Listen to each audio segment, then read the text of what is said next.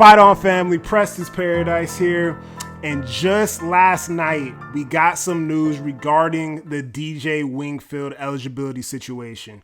Pete Nako speaks out. He says judge has denied preliminary injunctions filed by UCLA wide receiver Caden Robinson and USC offensive lineman DJ Wingfield that would have allowed the two to play this fall. Look, you know what? DJ was looking for that fifth year of eligibility, and I don't really know what this means. I don't know if the game is over. I don't know if we're just done at this point and, you know, we can't bounce back and he has no other chances of maybe ironing this out within the next 2 weeks. But not really looking good. This news came out last night. DJ Wingfield transferred over from Purdue in the spring, and I didn't have him as a part of my starting projected offensive line, you know, or the offensive line that I would have personally liked to see going into the season. But at the end of the day, what I can say is you're only going to be as good as your weakest link. You're only going to be as good as the depth you have on the team, the depth that you have, you know, being able to practice against, you know, in practice when you're going deep into the season, man. Maybe, you know, if USC has a good team, maybe 15, 16 weeks into the end of the season, and he's just a body that we're missing, man. So definitely a loss if he's not going to be eligible for this season. Lots of experience, you know, was a starter over there at Purdue, even though they had a pretty terrible team last season. But all in all, man, the NCAA is just a MF, if you know what that means. And at the end of the day, I was already mentally prepared for this decision to happen. Like, I was kind of already, I could just kind of feel the energy, man, because it's USC. And it just seems like when it's USC and the NCAA, you kind of know how it's going to go. So unfortunate, but let's look at, you know, a new face that is not, you know, new to most USC fans, a familiar face from the class of 2023 that might be able to step in this position, fill the role that DJ Wingfield was going to play on the left side of this offensive line and compete and do a good job at it. Now, this is a face that, you know, has been familiar to a lot of us. This is Micha Banuelo's high school film. You see him here on the left-hand side of your screen playing the tackle position highlighted. And the kid is an absolute dog. He was out of the class of 2023, so very familiar with all these cats, you know, that he's playing right next to on the line. Came in the same time as a guy like Elijah Page. Came in the same time as Alani Noah, a lot of these guys. You see these guys in pictures. You know they've built relationships and built camaraderie being on campus, you know, for the time being. A really big time offensive lineman. And anybody that's coming out of high school football that's being recruited, that is the #1 football player in their state of, you know, 50 states in the United States of America. If you're the #1 football player in your state, you've got my utmost respect. That is an impressive thing to do, right? Now, Micha Banuelos has all the tools. A lot of people say, hey, look at his size. He only measures out to be 6'2". The secret behind that is, yes, measures out at 6'2", but has about a 6'8" wingspan, man. So he's really, you can see the length of his arms right there at the high school level. Very easy for him to keep guys off his body and be able to control those guys as offensive linemen. And he's just blowing kids up on film. This is high school film. Unfortunately, he has struggled staying healthy at the college level, right? We haven't seen this. We've seen this before, right? It's harder to stay healthy at the college level, man. So unfortunate. We saw Quentin Joyner go down yesterday with the ACL injury. I just saw that information this morning out of Texas Tech, man.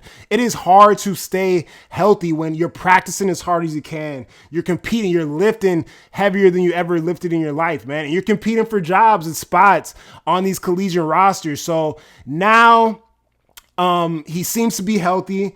This is a guy that Lincoln Riley spoke glowingly of last season, coming into last season in the offseason, I remember. And he was also a guy that was listed #2 behind Elijah Page at the left tackle position going into last season.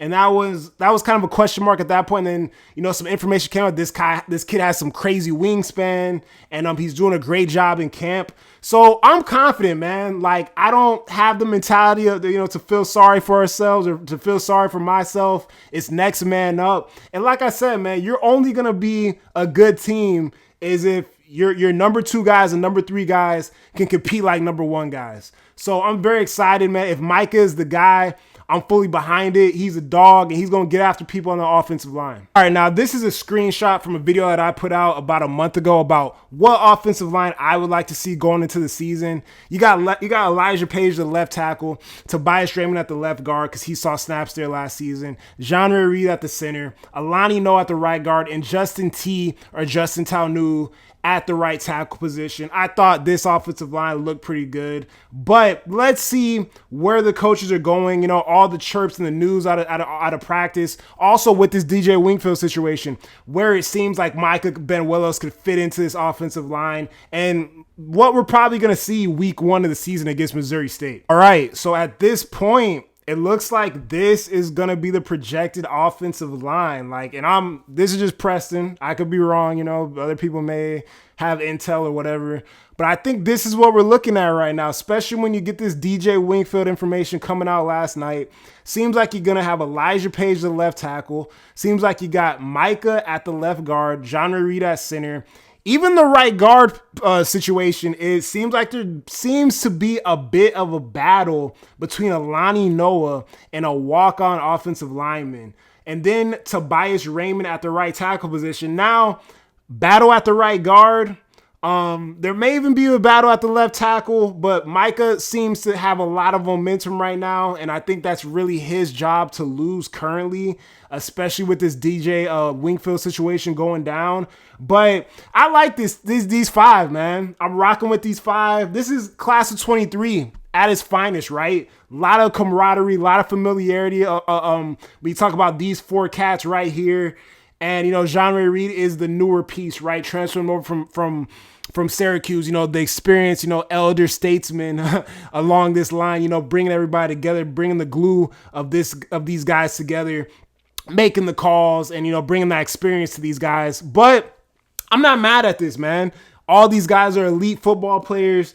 All these guys could get it done. And yeah, man, if this is our 5, this is the 5 we're going to have to roll with. And I think we got 5 dogs across this offensive line to going into this 2025 season. And lastly, want to highlight a couple of future Trojans. You see big number 6 here, Luke Wayful, defensive end prospect, headed to USC next season, getting in the backfield, tackling this kid, the running back in the backfield, slamming him into the turf, causing the fumble, and his teammate picks it up and scores, man. So these guys are getting after it. Love to see the future Trojans continue to dominate at the high school level. And my guy Luke Wayful was competing against Kevin Brown, a future Penn State offensive lineman as well. So Trojans are still going to work at the high school level, the future Trojans, and they're competing against other college athletes as well. So this is not a fluke. We also saw future Trojan Taonoa Ely, elite linebacker prospect in the 2026 class, going crazy yesterday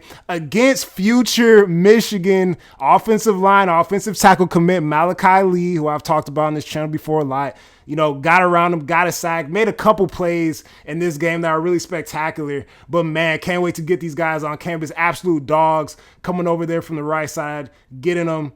Easy sack off the blind side. Love to see it. Taonoa Ely, an absolute dog. Shouts out to Trojan FBX and Arrogant Nation for retweeting those clips, man. Shouts out to y'all. It's really hyped to see our future Trojans get after it in the last couple days. And, yeah, man. Like I said, this upcoming Saturday, week 0, live on this channel, 7:30 a.m. Pacific Standard Time, 10:30 a.m.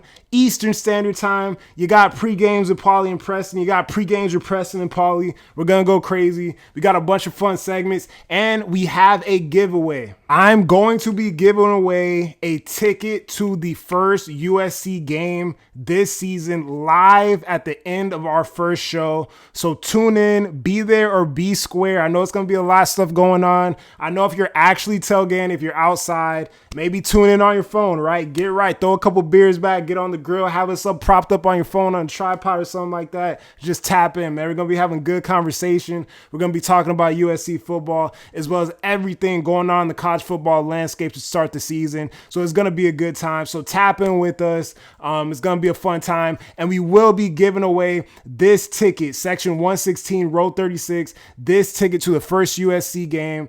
And yeah, man, people are just going to have to answer one question in the chat, and we'll get there when we get there, but it's going to be a question of revolving around me and my fandom regarding USC football. So if you've been a subscriber on this channel, you know a little bit about who I love and the former Trojans that I love and I care about, then this ticket could be yours if you are a resident in LA and you can make it out to the game. You know, I'm not providing no airfare or hotel fare. I'm just going to send you this ticket via Vivid Seats app. And if you enjoy the show, if you enjoy the effort I put into these videos, man, go ahead and drop your boy a sub. It's free. Drop a like if you enjoyed the video, and have a great Tuesday. Get after it.